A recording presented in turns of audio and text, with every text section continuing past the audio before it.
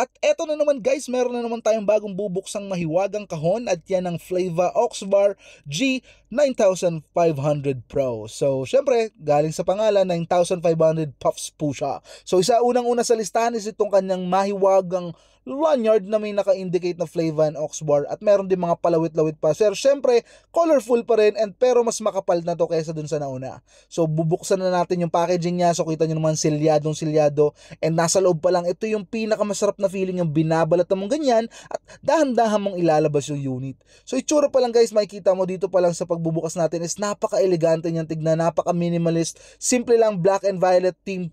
And makikita nyo, may logo sa likod at yung Flava na logo sa harap tsaka yung Oxbar. Ito naman yung juice and battery indicator. At syempre meron pa rin cover sa ilalim na nagtatakip sa airflow control pati sa Type-C na charging port.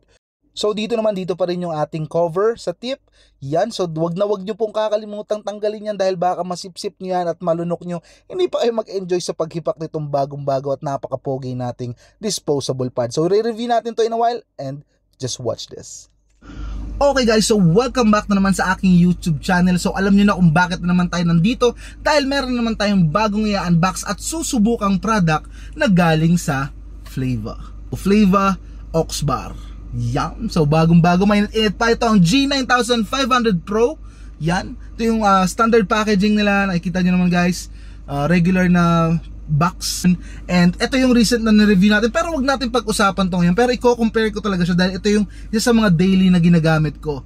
So ito yung ating bagong-bagong Oxbar Flava. Yan, so compare nyo nga guys. So masabi ko lang, identical talaga sila. So alam mong isa lang yung pinanggalingan, and yung design wise, para sa akin ang kagandahan lang talaga nito is mas premium yung dating niya, mas simple, mas minimal, medyo curve yan, medyo bilogan yung mga edges. So kumbaga para sa akin, mas masarap siyang hawakan or grip.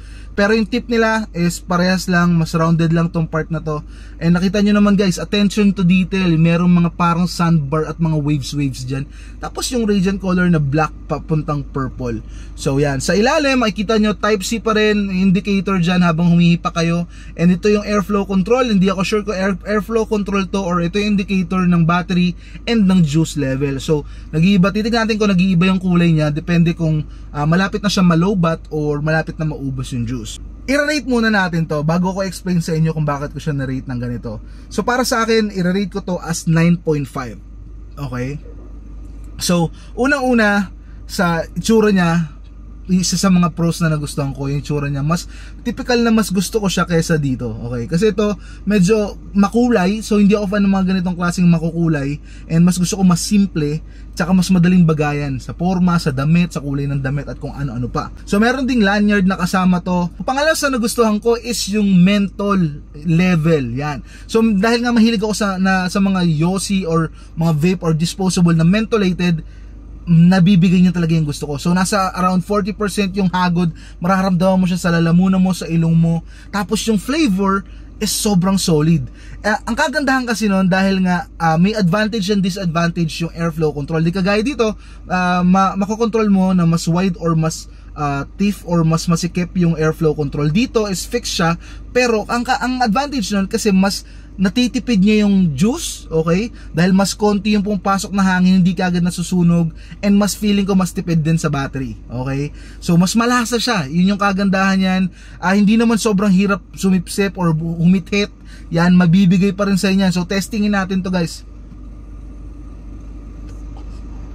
Nakita nyo naman guys, makapal pa rin yung usok, tsaka at least hindi nawawala yung lasa dahil parang gusto mo siyang namnamin eh. Andun yung lasa ng grapes at blackcurrant, so na mentholated. So nasa same category lang naman yung mga yan, pero malalasahan mo talaga sa dulo ng dila mo yung flavor niya. So hindi siya tinipid. Quality wise, mukhang napaka-sturdy nito, kahit ibagsak-bagsak mo yan guys, okay na okay pa rin yan. Airflow control lang, sana binigyan nyo ng option, syempre yung mga users, para ma-adjust, depende sa gusto nila at sa taste nila. So, battery level, hindi ko pa siya masyado nasusukat, pero ito, talagang subok ko na yung battery level nito, okay na okay, hindi ako madalas malobat. And salamat sa Flava at sa mga iba pang tie-up nila na binibigyan nila tayo ng ganitong klaseng quality ng mga disposable pad ngayon. Talaga nakukuha na nila yung mga gusto ng mga users and buyers. So 9.5 ako dito, and kung ipapalit ko to dito, para sa akin pwede. Okay? So depende na lang talaga sa taste nyo guys, kasi ako mahilig talaga ako sa menthol, and mas maramdam ko yung menthol nito or mentholated na buga nito kasama yung flavor. So salamat guys, sana at least nakapagbigay ako ng idea. Gusto ko masubukan nyo to guys personally, and available to sa shop natin. So pwede kayong umorder online, pwede kayong mag-PM, i-chat ko kayo, and bibigyan ko kayo ng maganda-gandang discount at mga promotion. Sana shoutout nga pala sa mga tropa natin dyan sa Las Piñas. Yan, nakita nyo yung mga nakasay na ganyan, mga kaning lamig, mga tropa natin dyan. So sana makapagkita-kita tayo sa event, and mamimigay ako ng mga libreng disposable pots. At syempre mamimigay ako ng mga libreng disposable pads, lalong-lalo na sa mga solid na supporters natin. So maraming salamat guys, and sana manood kayo lagi ng videos natin, lalo na sa mga bagong darating na disposable pad this year, kasi mas solid pa, at abangan nyo, promise. Maraming salamat guys sa lahat ng naniniwala at sumusuporta sa atin, and hanggang dito na lang muna tayo, and sana nag-enjoy kayo, and keep safe. God bless.